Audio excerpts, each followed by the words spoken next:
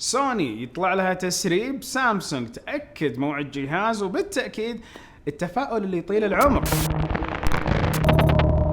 السلام عليكم ورحمة الله وبركاته، أخوكم فيصل السيف وحلقة جديدة من التقنية والعلوم. أبدأها بأول خبر، نتكلم على سامسونج والفولد، الجهاز اللي طال انتظاره. شبه مؤكد الحين أنه على 11 سبتمبر بيتم إرسال الأجهزة اللي سووا طلب المسبق، عسى أكون واحد منهم إن شاء الله. وتكلم على الجهاز اللي المفروض يأتي بمواصفات عالية وبسعر $2000. نتكلم أول جهاز ينطوي من سامسونج $2000، حوالي 7500 ريال، يعني مع الضرائب وكل حاجة بيطلع لك الجهاز بحوالي 8000 ريال. جهاز ينطوي من سامسونج على نهاية سبتمبر، أيضا حيكون إطلاقه عالميا وتوفره حوالي 20,000 نسخة تم تصنيعها وهي جاهزة للتوزيع حسب الخبر، ونستنى التأكيد من سامسونج. اللي غريبة أنهم بيطلعوا هالجهاز بعد النوت، وأيضا خلال المؤتمر نفسه أو شهر مؤتمر أبل، صح ولا لا؟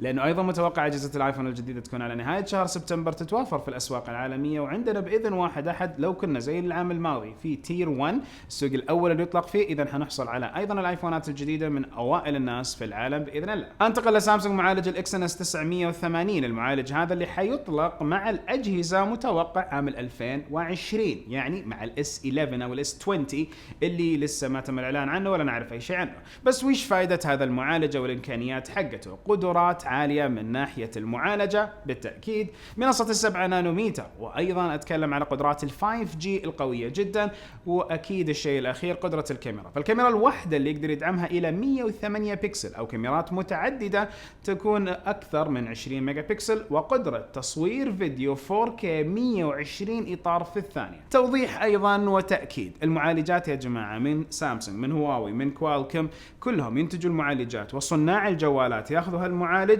ويحطوا الإمكانيات اللي يبغوها من الأشياء اللي تتيحها المعالجات نفسها. فمو صناع الجوالات فقط هم اللي قاعدين يبتكروا، لا، المعالج هو أساس كل شيء في بناء أي جهاز جديد. فلو ما كان في معالج يدعم هذه الأشياء ما كان صارت الأشياء على الجوالات متوفرة. هواوي مبسوطين على تويتر، مطلعين مجموعة تغريدات، هم مو مبسوطين بس مطلعين تغريدات. نتكلم على حساب هواوي فاكتس الرسمي، حقائق هواوي، سلسلة من التغريدات اللي ما حصلت على تصويت جدا عالمي وانتشار عالمي، ولكن طلعت لنا أخبار أنه من نفس هواوي تتهم الولايات المتحدة الأمريكية، أو تقول أن الولايات المتحدة الأمريكية، ما في اتهام، تقول الولايات المتحدة الأمريكية قاعدة تستخدم بعض الأدوات على أساس أنها تحط ضغط أكثر على هواوي وموظفين هواوي.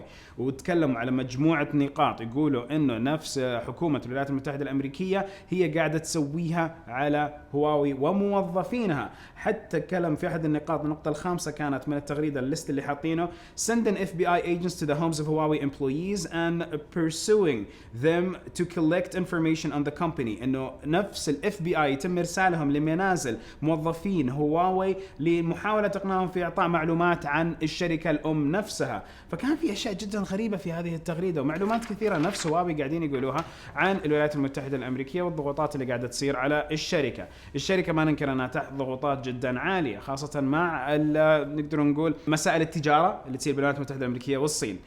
نفس المؤتمر القادم حق الميت، متفائلين انه مع هذا المؤتمر نشوف اخبار كويسه ونشوف تفاؤلات، وباذن الله هذا الامر يصير. ولكن يظل ودي تنحل الامور، لانه منافسه تقنيه ليش يدخلوها في السياسه؟ ليش؟ ما لها اي دخل. هل انت معي ولا لا انه المفروض نبعد التقنيه عن السياسه، على اساس انه التقنيات احنا نستفيد منها كمستخدمين ونقدر نطور الكوكب كله بالتقنيه، مو فقط تصير اشياء سياسيه. فتخيلوا نفس الامر يصير مع سامسونج، نفس الامر يصير مع شاومي، نفس الامر يصير مع HTC وسوني. يعني حرام، هذول صناع تقنية. أكمل مع هواوي وأقول إنه في تسريبات للساعة الجديدة حقتهم الهواوي واتش جي تي 2 مع تحسين بسيط للبطارية، ولكن إمكانيات أكثر من ناحية المقاييس والمعايير اللي موجودة. ما حيكون فيها نظام الأندرويد وير، أو بالأصح وير أو إس، حيكون فيها النظام الخاص من نفس هواوي على الساعات زي ما تعودنا منهم. أيضا إمكانيات أخرى في هذه الساعة حتيجي، ونفس المنظومة الأساسية اللي من هواوي.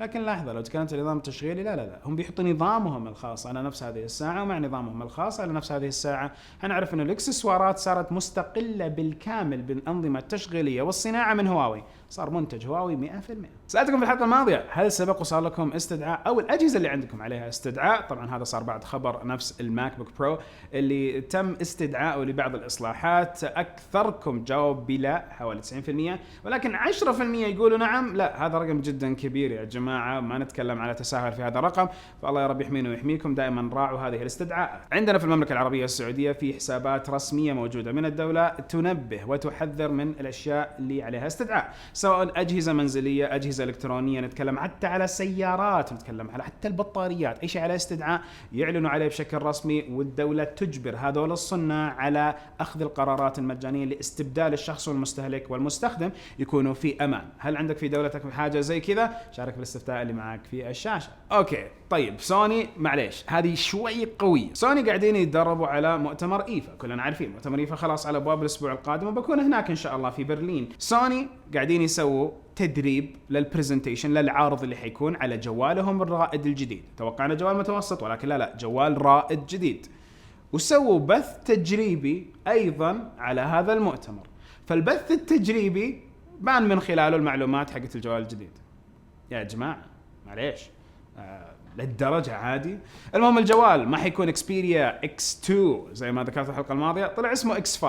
نطوا كذا، طمروا مجموعة من الأجيال، فصار X1 الجيل الأول، X5 هو النسخة الثانية من هذا الجهاز اللي حيحصل على HDR، كفاءة صوت عالية، إمكانية كاميرا جدا قوية، وأيضا الظاهر هاي ديناميك أوديو. فنشوف إن شاء الله الجوال النهائي يكون هناك معكم في إيفا إن شاء الله، وأسوي لكم أهم التغطيات المؤتمرات. يمكن كثير من المحتوى حيطلع على منصتين من ناحية الستوريز اليومية، وعلى فكرة وراي سفر جدا كثير، فالله يعين. عندكم سناب شات، هذا كود وين هنا؟ اوكي تغير كاميرا تسوي فيني كذا. اوكي سناب شات موجود الكود يعني عندكم هنا، وايضا موجود على انستغرام ستوري. فهذول المنصتين حكون متواجد عليهم، بالاضافه الى كالعاده المحتوى اللي موجود على اليوتيوب. فدائما فعل زر الجرس على اساس المؤتمرات تاخذ اهم الفيديوهات، ولا خلص المؤتمر شيل الجرس لو حبيت. ننتقل الحين لاخبار من شركه ابل. وابل الساعه حقتها يمكن تيجي مع امكانيات اضافيه. هل هي الجيل الخامس من الساعه اللي بتحصل على هالامكانيات؟ ما ندري، ولكن اول شيء نبدا بالحقوق حقت الفكريه الملكيه اللي قدموها على ساعة بسوار في زي الحساسات اللي تستشعر نوع الجلد، طبقات الجلد، أو